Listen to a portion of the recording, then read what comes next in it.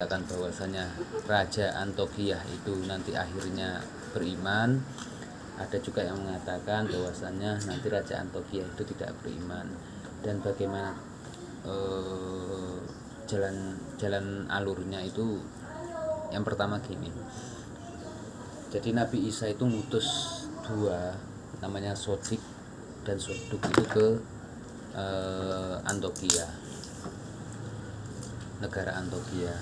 Nah, negara Antokiah ini rajanya itu penyembah berhala. Disebutkan sehingga karena penyembah berhala, maka Nabi Isa itu mengutus namanya Sodik dan Soduk. Diutuslah Sodik dan Soduk. Suma ba'asa Isa alaihissalam ro'isal hawariyin wa samu. Nah, setelah diutus Soduk sama Soduk tadi, maka dia langsung menyampaikan ini di hadapan orang banyak, menyampaikan langsung ngomong ke orang banyak, sembahlah Tuhan, kembalilah kepada ajaran tauhid, yaitu menyembah Tuhan yang menciptakan kalian semua. Nah, orang itu kalau tiba-tiba dakwah itu tiba-tiba langsung di pasar, di keramaian itu ngomong kayak gitu kan, merubah kebiasaan lama dengan cara yang tiba-tiba langsung itu kan susah.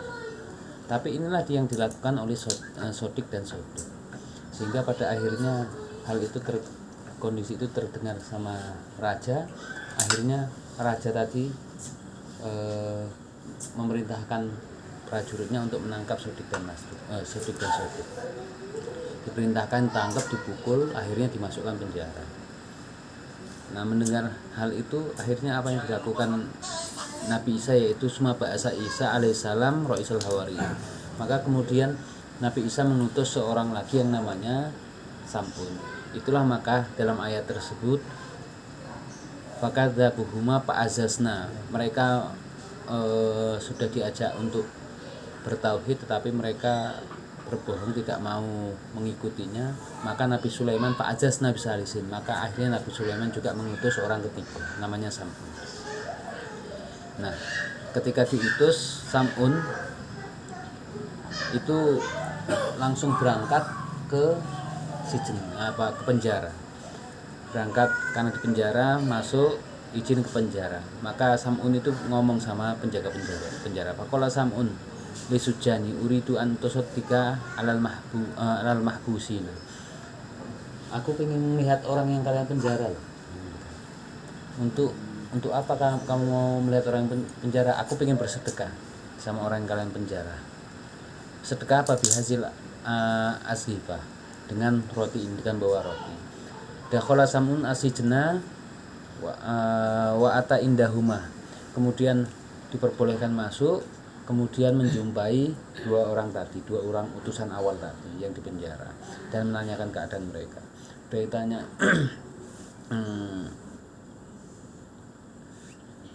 kenapa kok bisa langsung kalian kok bisa dipenjara? Mereka menjawab, ya kami langsung aja ngomongkan mau mendakwahkan itu, perintah Nabi Isa suruh mendakwahkan itu, menyampaikan itu, langsung kami sampaikan saja kepada halayak ramai dan raja. Disampaikan itu langsung, mereka langsung gak senang. Lalu apa yang dijawab oleh Sam'un? Dibilang, qolaqat ajaltuma fil amri falam ta'khudha al amra birifqi faqad asbaha amrun kama amara imra. Enggak terus. Jadi gini intinya, kalau Sam'un itu bilang, kalau menyampaikan apa itu dengan birifqi, dengan lemah lembut dan pelan-pelan, jangan terburu-buru. Kalau kalian itu ingin mendakwakan sesuatu, kalau terburu-buru itu diibaratkan seperti halnya seorang perempuan yang melahirkan anak terlalu muda, dini. Jadi ingin melahirkan anak, kemudian dia ingin cepat melihat anaknya itu besar, akhirnya anaknya itu dikasih makan yang banyak. Maksudnya apa? Biar anaknya itu cepat besar. Padahal kita nggak tahu dikasih makan roti yang besar itu kemampuan penggilingan lambung anak untuk menggiling itu akhirnya nggak berfungsi. bukan nggak berfungsi, artinya nggak mampu untuk giling makanan. Nah, belum mampu untuk giling makanan tadi itu. Akhirnya apa? Akhirnya roti yang dimakan, makanan yang dimakan tadi itu tetap di lambungnya. Nah, begitu juga lah ketika mendakwakan sesuatu dengan terburu-buru, mendakwakan sesuatu dengan tergesa-gesa, dan yang penting biar tahu langsung semua. Nah, akhirnya yang apa yang dakwakan juga mental, nggak ada gunanya. Sama perempuan tadi itu juga ngasih makan anak yang selalu pingin tergesa-gesa biar anaknya cepat besar, dikasih makan yang banyak, tapi nggak melihat kondisi bahwasanya anak itu juga ada lambungnya masih harus terus dilatih tentu karena ingin tergesa-gesanya dimakan terus. Akhirnya apa yang jadinya? Ya nggak jadi juga. Jadi diibaratkan itulah oleh Sam'un bagi mereka. Kemudian Sam'un ngomong, kalian tuh pengen dakwah yang bagus, tapi kalian cepat-cepat, itu sama saja seperti kalian, apakah kalian nggak ingat bahwasanya terburu-buru tergesa-gesa itu seperti perbuatannya setan. Nah, itulah. Sedangkan orang yang wata'ni minar rahman, kemudian sedangkan orang yang bersikap santai, itu santai tidak tergesa-gesa, itu termasuk dari sifatnya Allah Ta'ala. Maka ini sebenarnya pelajaran, kalau mau ngasih tahu apa-apa itu jangan langsung tergesa-gesa, apalagi pada budaya yang baru. Kadang kita benar maksud kita benar, ajaran kita benar, cuma nanti daerah kampung Kristen misalkan, kita misalkan pengen menyampaikan hal yang bagus atau budaya yang bagus, kita ingin menyampaikan hal yang bagus, kalau ini tergesa-gesa ya nggak ada juga artinya. Maka dari itu Wali Songo dulu itu ketika dakwah bukanlah langsung pengen ngomong ayo sembah, enggak. Maka salah satu ciri khas dan salah satu model di Indonesia itu masuknya penyebaran Islam itu tidak pernah ada ribut. Itu karena apa? Karena model dakwah di Indonesia itu, model dakwah yang dilakukan oleh para Wali Songo itu di Indonesia itu sifatnya tidak, kalau nggak masuk Islam, kalau tidak mau mengikut Islam, kalian kafir. Tidak seperti itu, tetapi mengikuti budaya dulu, memahami dulu. Inilah yang dipegang oleh para Wali Songo. Sehingga penyebaran di Jawa juga kan nggak ada perang. Jadi kalau misalkan adapun misalkan nanti kerajaan Demak perang, yang akan mau perang itu sebenarnya bukan karena penyebaran Islam, itu nanti masuk kepada ranah politik. Nah, tapi kenyataan sekarang, kondisi sekarang itu berbeda. Banyak orang akhirnya terlalu gampang mengkafirkan. Ya tadi orang mau didakwai kok langsung diomong kafir, itu enggak, kurang pas. Maka pesannya Sam'un tadi ya, jadi kalau kalian ingin mendakwakan sesuatu, dakwahlah dengan birifki, dengan kasih sayang dan lemah lembut. Birifki, kasih sayang, lemah lembut, ataupun dengan cara perlahan, jangan tergesa-gesa. Karena sama saja ketika mendakwakan tergesa-gesa itu termasuk perbuatan setan.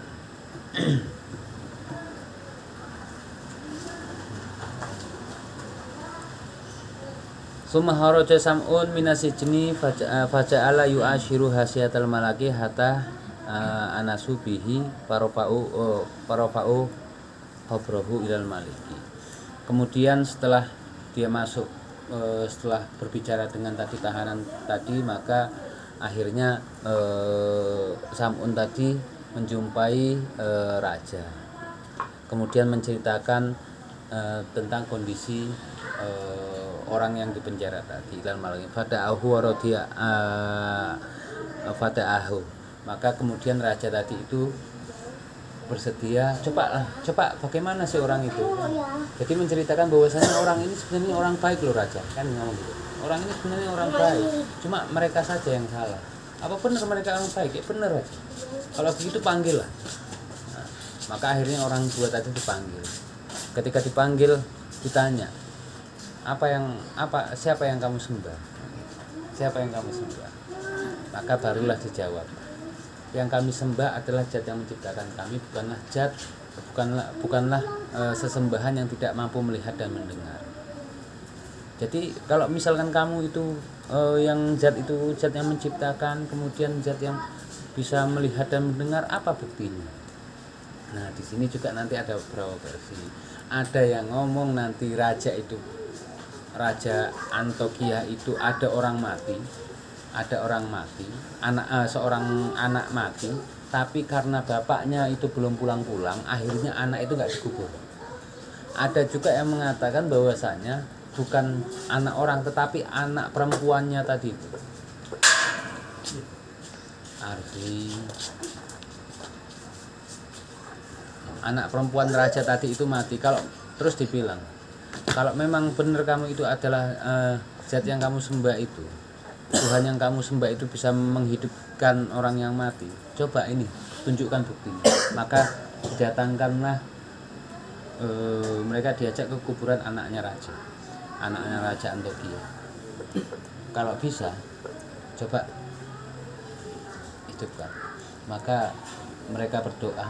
Nah, dua tadi, Sodik dan Soduk tadi berdoa alania dengan jelas, ngomongnya jelas. Sedangkan Sam'unnya, karena Sam'un ini belum ketahuan kalau Sam'un ini kawannya dua orang ini. Jadi kalau Sodik dan Soduk tadi itu doanya jelas, tapi Sam'unnya itu dalam hati. Jadi 3 orang yang doa.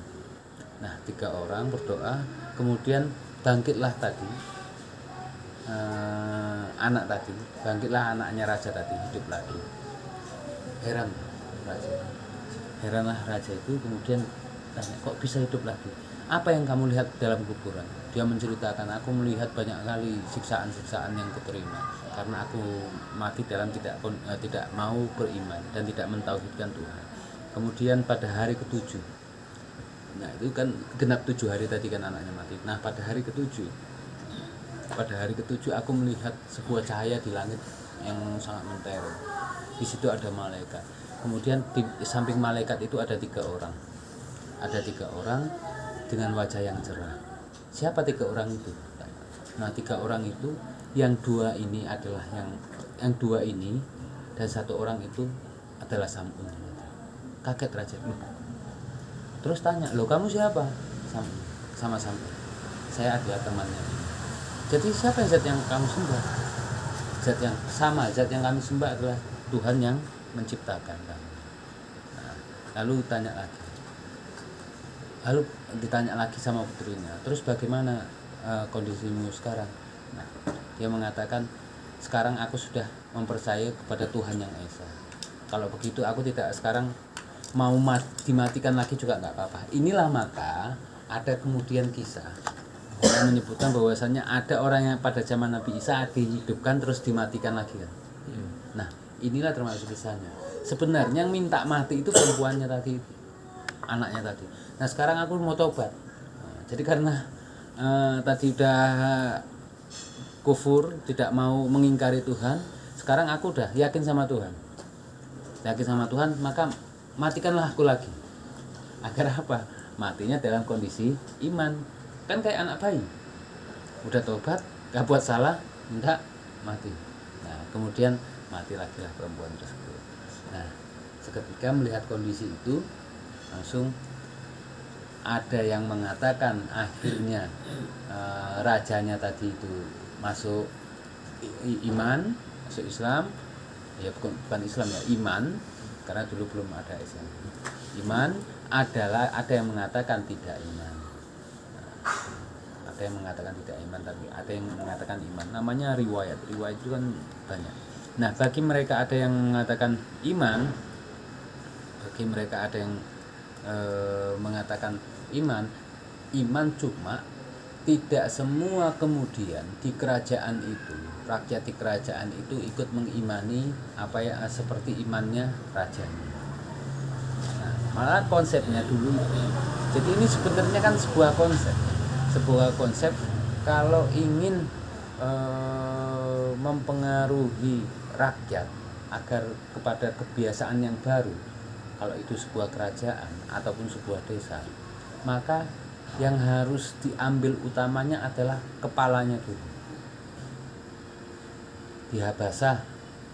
Ketika Nabi di Habasah, yang diambil adalah kepalanya dulu, rajanya dulu masuk Islam, baru kemudian rakyat-rakyatnya masuk Islam.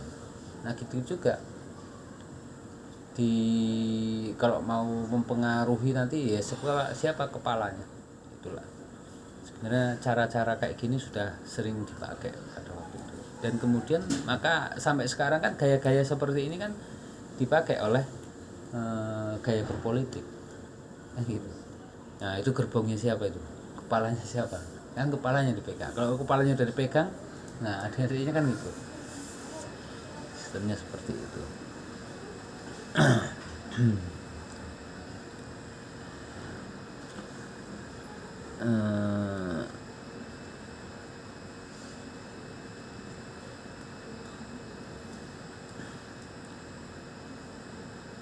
Ya sebenarnya cerita tentang Antokia itu banyak, tapi ya paling tidak itulah kisah diantara. Jadi yang mampu menghidupkan orang yang mati itu bukan cuma Nabi Isa saja, tapi muridnya yang diajari Nabi Isa juga itu mampu menghidupkan orang mati, tapi itu biiznillah. Saya belum ada dapat kitabnya. Saya dengar dulu kalau kawan-kawan tuh ngomong di pesantren, tapi saya sendiri belum baca kitabnya. Jadi ada dulu orang pengikut paham Nabi Isa Ahlul Kitab itu debat dengan umat Nabi Muhammad. Dia ngomong, mana lebih hebat antara Nabi Isa dengan Nabi Muhammad? Orang yang Ahlul Kitab tadi ngomong ya hebat Nabi Muhammad. Oh hebat Nabi Isa, kenapa? Bisa menghidupkan orang mati. Nah yang orang Islam ini ngomong ya enggak, hebat Nabi Muhammad. Karena apa? Karena dia khatamun anbiya, penutupnya para nabi. Sekarang gini lah, itu debat sering yang penting hebatan ini. Udah gini aja lah. Kehebatan Nabi Isa kan menghidupkan orang mati, dan juga coba hidupkan orang mati. Bagaimana lafadznya? Jadi kalau Nabi Isa itu ngomong kan, jadi atau muridnya itu ngomong, ya mayit kan gitu. Wahai mayit, hiduplah kamu biiznillah. Bahasanya gitu. Hiduplah kamu atas izin Allah. Kemudian orang Islam itu ngomong, oh enggak, kalau saya itu tidak seperti itu. Ngomongnya gini, wahai mayit, hiduplah kamu itu bijahin Nabi Muhammad SAW. Wahai mayit, hiduplah kamu kembali atas pangkat Nabi Muhammad SAW. Nah, jadi akhirnya disinilah kemenangan Islam itu. Oh, jadi kalau yang umat Nabi Isa tadi ngomong biiznillah atas izin Allah, tapi umat Nabi Muhammad hanya berdasarkan bijahi, tawasulnya langsung Nabi. Hanya karena pangkat Nabi Muhammad maka hiduplah. Setelah mendengar seperti itu dan kemudian hidup juga mayitnya, nah itu baru mereka menyatakan memang keunggulan Nabi Muhammad.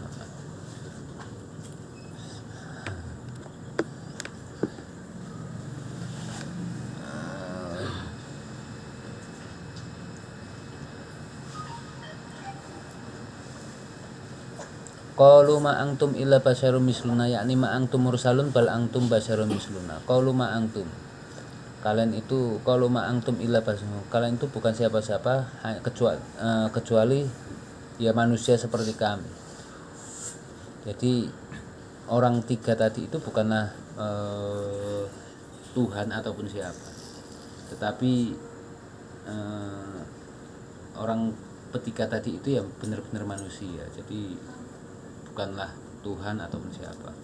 Nah ini khawatirnya apa, ketika mampu menghidupkan orang mati, kemudian orang yang sakit yang nggak bisa berjalan bertahun-tahun itu bisa sembuh, itu akhirnya khawatirnya itu nanti dijadikan Tuhan, didewakan. Maka kadang itulah kalau ulama yang keren ya, ulama yang suka, anggaplah bahasa kasarnya ulama-ulama yang suka dukun. Kalau mereka tingkatan sudah tinggi, ketika mereka mohon apa-apa, contoh misalkan ada orang datang minta obat, saya penyakit saya ini, saya sering sakit gini-gini ya. Nah terus kemudian diobati kok nggak sembuh, itu jangan takut, jangan, kalau jadi orang alim itu nggak boleh khawatir langsung sedih, nggak boleh gitu. Karena apa, itu menunjukkan bahwasannya kadang mengingatkan yang orang alim tadi, yang menyembuhkan itu aku, bukan orang alim tadi. Artinya menunjukkan apa? Ya menunjukkan bahwasannya kita masih manusia. Kadang kan, jadi kadang kan ada orang kalau minta tolong, apalagi kalau berobat pakai model doa-doa gitu, kalau nggak sembuh langsung pusing. Jangan pusing, orang kita minta sama yang di atas. Kalau nggak dikabulkan, yang berarti menunjukkan ya memang kita masih manusia. Artinya apa? Itu berarti sebenarnya kita masih disayangi Tuhan. Sayangi bagaimana? Ketika doa kita nggak dikabulkan, ketika doa kita nggak langsung terwujud, menunjukkan bahwasanya mengingatkan kita jangan terlalu sombong. Akhirnya apa ya, nanti ketika semua itu dikabulkan terus, itu bisa jadi itu bukanlah nikmat, tapi itu seperti apa ya, bujuan itu dilulu, bahasa Indonesianya apalah, yang penting dilulu. Kita itu sebenarnya kayak dilulu. Kalau semua yang kita minta itu dikasih, itu sebenarnya dilulu sama Tuhan. Maka salah satu contohnya adalah Fir'aun itu kan dia merasa hebat, merasa dirinya Tuhan karena dia nggak pernah sakit selama hidupnya, nggak pernah sakit.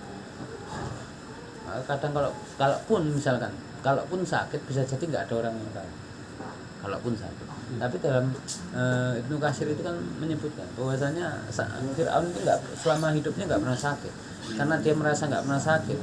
Bahkan sampai apa itu, ular-ular itu kan disimpan dia, kemudian bisanya kadang diminum untuk menjaga imunitas diri badan. Nah, karena dia nggak pernah merasa sakit, akhirnya dia ngomong, ya akulah Tuhan yang sebenarnya, akulah penguasa sebenarnya. Maka ketika diberikan cobaan sama Tuhan itu sebuah penyakit, wabah penyakit, dia kan paling takut Fir'aun itu. Maka orang yang mau masuk ke kerajaan ini kan disortir dulu oleh Fir'aun. Karena apa? Takut menular.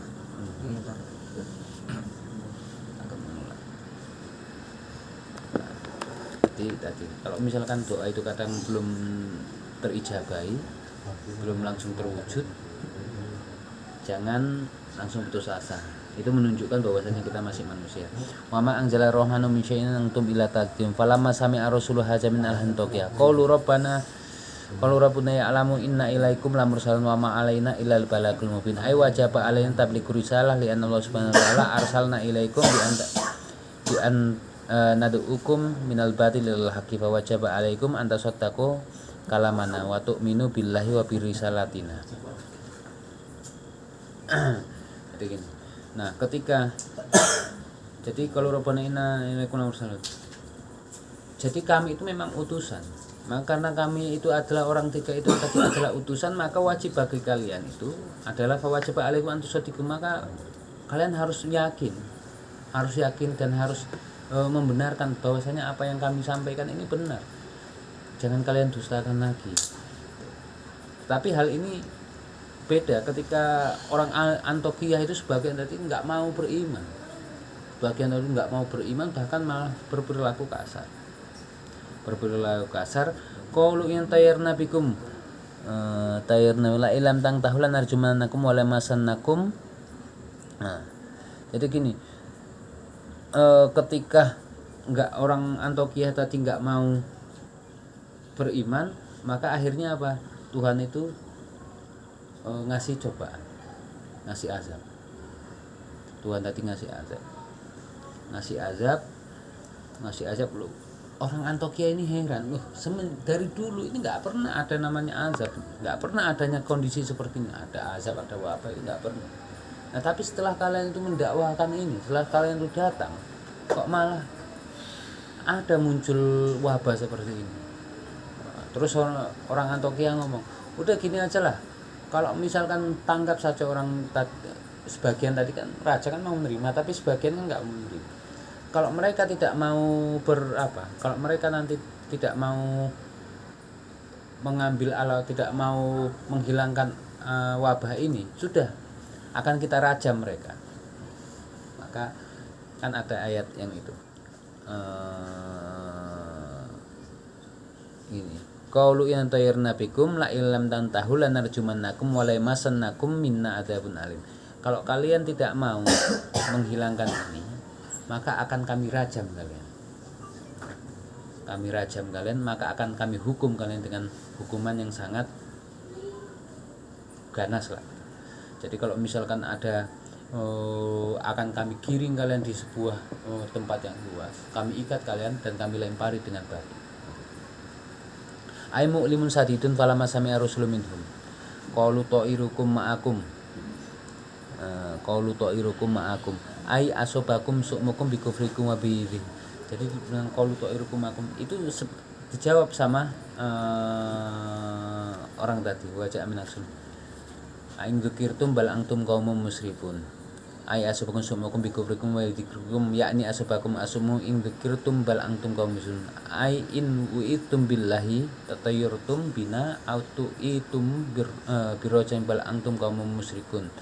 Jadi gini, itu semua masalah kalian ini, wabah yang kalian terima ini, itu sebenarnya bukan karena kami, tetapi karena kalian sendiri yang mendustakan Tuhan. Jadi yang membuat ini bukanlah kami, tapi Tuhan. Tapi misalkan kalian itu mau berubah, artinya kalian itu mau kembali menyembah kepada yang menyembah Tuhan yang Maha Esa, bukan menyembah kepada berhala, maka azab ini akan hilang, wabah ini akan hilang. Tapi tetap aja nanti nggak mau, tapi tetap ngeyel aja, nggak mau. Nah, ya itulah kadang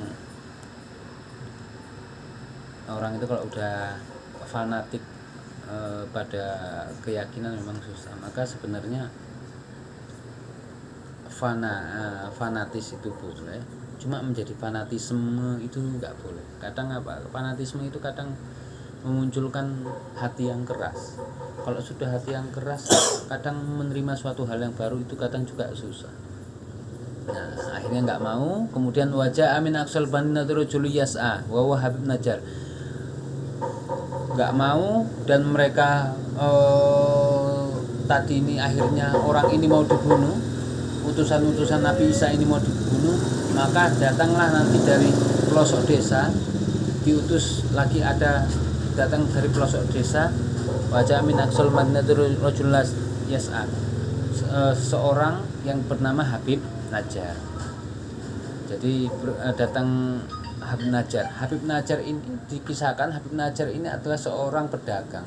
Cuma dia itu selain seorang pedagang, dia juga adalah orang yang alim dalam beribadah. Hanya saja dia ketika beribadah nggak berani terang-terangan nampak di lingkungan itu atau di masyarakat itu. Karena apa? Karena dia tahu ketika nanti dia nampak beribadah dengan menyembah mengikuti ajaran Nabi Isa, sekelilingnya ini akan marah dengan dia. Maka dia ketika beribadah menyembah itu bersembunyi-sembunyi. Nah, Habib Najjar itu kalau misalkan setiap hari itu sedekah. Ketika berdagang dapat untung, sebagian disedekahkan dan sebagian dibawa pulang. Itulah kebiasaan Habib Najjar. Maka kalau misalkan orang bercerita tentang Habib Najjar di pelosok desa itu, orang udah terkenal karena saking baiknya. Nah, tapi malah ketika Habib Najjar datang, enggak. Apa yang mereka sampaikan ini gini, qala ya qaumi tabi'ul mursalin tabi'u man laysa alukum ajran wa hum muhtadun. Wahai penduduk desa, ikuti apa yang disampaikan oleh utusan tadi. Mereka itu benar-benar utusan, ikutilah, karena mereka itu mengajarkan, mendakwahkan kepada kalian la yas'alukum ajran. Mereka tidak pernah menuntut gaji. Mereka tidak pernah menuntut gaji dan tidak minta hal-hal yang lain. Mereka hanya menunjukkan kepada kalian adalah jalan yang benar. Nah, ini menunjukkan pada sebuah kisah bahwasanya bisa jadi ada dulu ketika seorang pengajak atau dai pada zaman dulu ini, bisa jadi ya sampai sekarang ada juga model-model dai pada zaman dahulu itu, ketika mengajak orang, mendakwah orang, itu yang diminta adalah upahnya. Jadi ada sebuah paham dalam agama nanti itu ada sebuah paham agama. Jadi kalau mau salah satu penebusan dosa kan memberikan uang, memberikan upah. Itu kan nanti ada ruangannya khusus itu. Katolik itu. Jadi apa yang kamu bawa? Jadi kalau mau menyatakan kesalahan, menjumpai petinggi agamanya itu di sebuah tempat, apa yang kamu bawa ini? Apa yang kamu bawa ini? Terus apa masalah kamu? Saya ingin menyatakan dosa saya begini. Terus ngasih uang. Inilah bisa jadi inilah kebiasaan dulu. Artinya kebiasaan dai ataupun pemuka agama dulu ketika dakwahnya itu minta bayaran. Maka hati-hati ketika nanti jadi mubalek atau menjadi dai, itu hati-hati. Jadi menjadi dai itu yang dicari, hati-hati, yang dicari jangan uangnya. Ya walaupun kadang ya boleh juga ya, tapi kalau niatnya tadi itu, kalau yang dicari niatnya uangnya, ya maka harus lebih banyak lagi model mengaji yang itu tanpa bayaran. Sama kalau misalkan ngajar kadang ngajar itu mencari uang, tapi untuk menutupi ini buatlah pengajian yang tidak minta uang dalamnya. Karena kebiasaan orang-orang pemuka agama itu dulu menjadi pemuka agama itu disebabkan ada uangnya. Nah, kondisi ini sekarang banyak sekali saat ini. Banyak orang kan menamakan dirinya ustadz ini, kemudian buat pamflet, akhirnya minta bayaran sekian, kalau ngundang bayaran sekian. Nah, itu maka saya kadang akhirnya nggak respect ya dengan model dai yang kayak gitu. Ya nggak respect lah, nggak hormat saya dengan dai yang sudah menetapkan upahnya sekian. Ya kalau memang mau kasih ya kasih. Nah tapi juga memang harus diketahui, kita kalau memanggil kiai itu atau memanggil orang alim itu di sebuah daerah, ya jangan, ya juga diberikan sepantasnya. Jangan nanti memanggil jauh-jauh dari Jawa cuma dibawa di sini pisang kan gitu. Ya harus paham juga, tetapi sama nasi kotak lagi, udah bawa pulang sama nasi kotak. Ya tapi juga orang yang menjadi pemuka agama pun ketika mendakwahkan jangan yang dicari adalah upahnya. Nanti mau dekat bulan puasa udah daftar di mana-mana, aku masukkan ya nama aku di masjidmu ya kan gitu. Nungguin pula itu. Iya. Jadi 1 bulan itu udah full ini, udah hitung-hitungan ini, wah dapat gaji. Khawatirnya dan kondisi ini juga lah kelemahan kita dalam berorganisasi itu. Ketika kita dalam berorganisasi yang dicari ajr, upahnya itu nggak akan besar. Tapi besarkan dulu organisasi itu, otomatis akan dapat kok. Ya walaupun memang kadang berat ya tadilah kalau toh memang harus, memang nggak ada jalan lain, ya oke, boleh lah, tapi harus diimbangi dengan kegiatan-kegiatan yang baik di luar itu. Karena kalau misalkan kita juga pengen mendakwahkan ini yang kita cari itu uangnya, mendakwakan agama, mengajak ke yang tahu yang dicari adalah upahnya, ya nggak apa bedanya dengan orang-orang Antokiyah tuh, pemuka agama lain. Kalau yang tadi namanya kalau nggak salah itu Sola Gratia gitu, kalau nggak salah ya bahasa apa Sola Gratia tadi. Sola Gratia, penebusan dosa dengan tadi bayar. Katolik itu Katolik ya. Nah, maka nanti bedanya Katolik dengan Protestan itu, Protestan menghapus tadi itu Sola Gratia tadi. Ya kalau mau kamu merasa dengan kayak gitu nampaknya enak, banyak uang, ya udah selesai dosanya dihapus, penebusan dosanya gitu.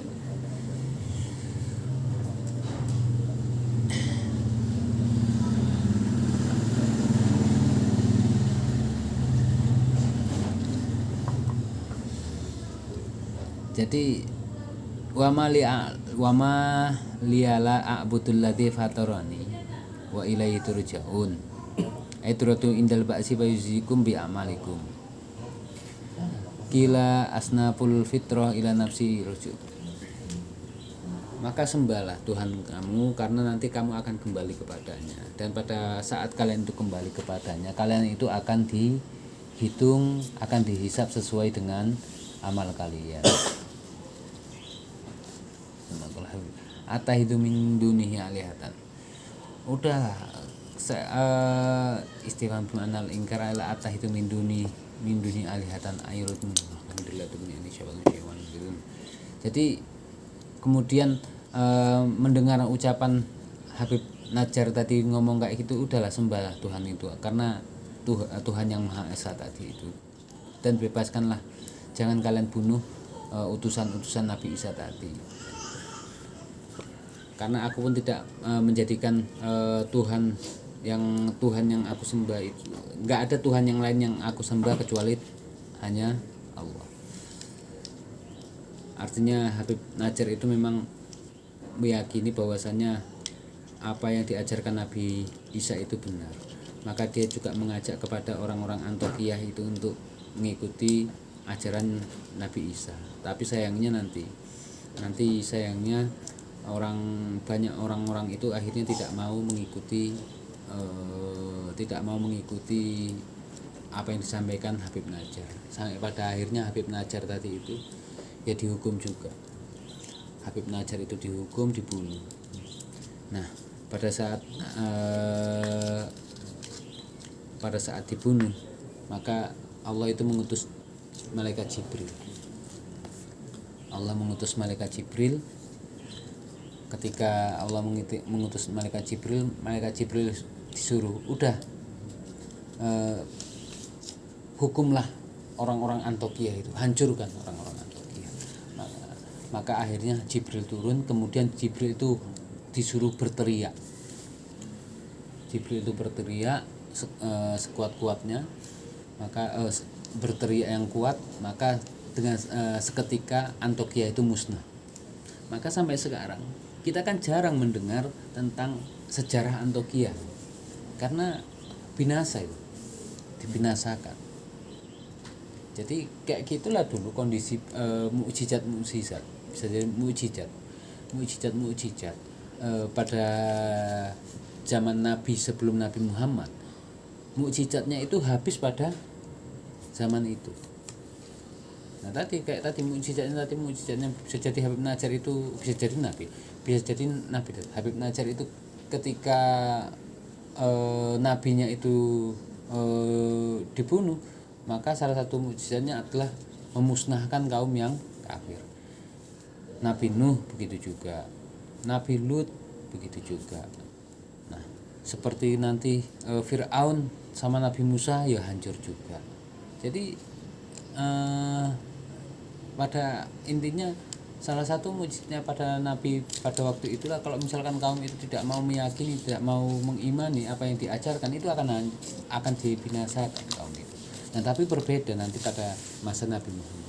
Pada masa Nabi Muhammad mujizatnya itu Al-Quran.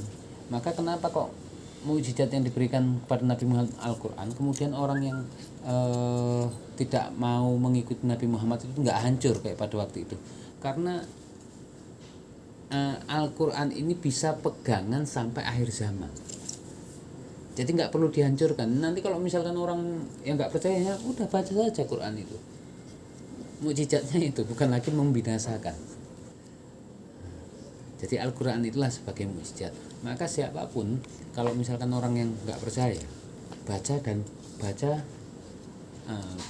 buka hatinya. Nah, beda kok banyak kayak Snock Horgrons ya, yang hafal Al-Quran, tapi kok nggak mau juga beriman ya, karena dia sebenarnya tujuannya lain. Tujuannya menghafal Al-Quran, kemudian sampai mengerti beberapa tafsir itu bukan untuk dirinya, tetapi maksudnya adalah lihat midin, karena ingin mau menghancurkan agama Islam itu sendiri. Ya, maka kan syukur kalau mukjizat Nabi Muhammad itu adalah Al-Quran. Akhirnya nggak pada rebutan mencari mukjizat. Tadi kalau misalkan mukjizat Nabi Muhammad kayak Nabi Musa tongkat, orang kan pada rebutan dan itu akhirnya nggak nampak. Di mana akhirnya mukjizatnya Nabi Musa tongkat itu di mana? Nggak nampak. Nggak nampak lagi kan setelah nabinya meninggal, nggak nampak kan tongkat. Tapi mukjizat Nabi Muhammad walaupun Nabi Muhammad sudah meninggal tetap saja dapat. Nah begitulah. Jadi kemudian Habib Najjar itu walaupun mereka itu Habib Najjar itu disakiti, kemudian ditaruh di tengah-tengah keramaian, dilempari batu dan ingin dihukum mati sampai dibunuh Habib Najjar itu. Habib Najjar itu ketika mau mati itu cuma doanya gini, Allahumma hdini dan Allahumma tunjukkan, berikanlah hidayah kepadaku dan ampunilah mereka yang tidak mau mengikuti ajaran apa yang kusampaikan. Menurut para ulama, salah satu ciri dari auliaullah, salah satu ciri dari orang soleh itu ketika disakiti orang, dia itu nggak bales. Bukan cuma nggak bales, tidak, dan juga tidak pernah mendoakan yang jelek. Itu ciri-ciri orang alim, ciri-ciri orang benar-benar alim, ya gitu. Karena apa? Ini mengikuti dari konsepnya Nabi Muhammad juga. Ketika Nabi Muhammad ketika dakwah kepada orang kafir pada waktu itu, dilempar batu sampai sini, sampai berdarah kan, sampai berdarah bibirnya. Tapi Nabi Muhammad apa ngomong, ya udah hancurkan ini. Tapi enggak, Nabi Muhammad malah berdoa, malah Allah mahdi qaumi fa innahum la ya'lamun, kan gitu. Ya Allah, berikanlah hidayah kepada kaumku, sungguhnya mereka itu enggak ngerti. Nah, jadi salah satu ciri. Jadi cirinya orang-orang alim ataupun ciri-cirinya selain ciri-cirinya orang alim, ciri-cirinya wali, ketika disakiti itu enggak pernah balas. Maka kalau ceritanya Sunan Bonang sama Sunan Kalijaga, katanya yang Sunan Bonang itu dijorong kemudian didorong sampai jatuh, di tongkatnya tadi diambil, ya kan. Nah Sunan Bonang kan nggak mau tak kutuk jadi batu, enggak gitu, tapi ya dimaafkan.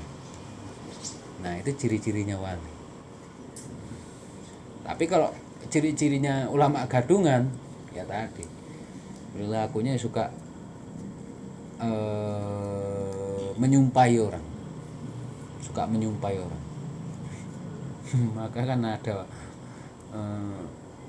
ya entah ulama gadungan atau cuma orang yang pinter ngomong, ya, ngomong sidik-sidik nyumpai, sikit-sikit nyumpai, ngomong di hayak lame pun ngomong gancuk, ngomong apa lah gitu. Itu salah satu model menunjukkan bahwasanya itu bukanlah salah satu ciri ulama. Nanti ya dilihat saja lah. Yang penting kisah ini tadi mengingatkan bahwasanya yang pertama itu bagaimana kita cara menyampaikan, cara berdakwah itu harus berifki, pelan-pelan. Yang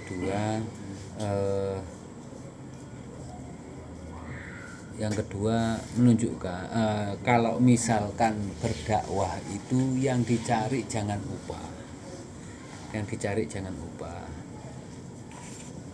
Kalau nanti yang dicari upah itu udah beda lagi. Maka niatnya bukan untuk mendakwakan agama, tapi untuk usaha. Nanti kalau dalam kitab Hidayatul Hidayah itu ada masuk, bisa jadi itu masuk pada tipe yang kedua. Nanti. Nah, yang ketiga adalah melihat ciri-ciri orang alim itu dilihat dari cara dia apabila disakiti. Kalau disakiti itu nggak membalas malah mendoakan, nah itu berarti benar-benar orang alim. Karena kiai saya dulu gitu katanya waktu di Jawa itu katanya ada yang disakiti orang melalui disantet apa itu malah ngomong, ya kok nggak dibalas ya, ngapain dibalas ya, alhamdulillah berarti aku masih manusia, masih bisa ngerasakan sakit. Nah, gitulah, setelah meninggalnya beliau barulah orang banyak yang tahu bahwasanya ini benar-benar alim. Al-Fatihah.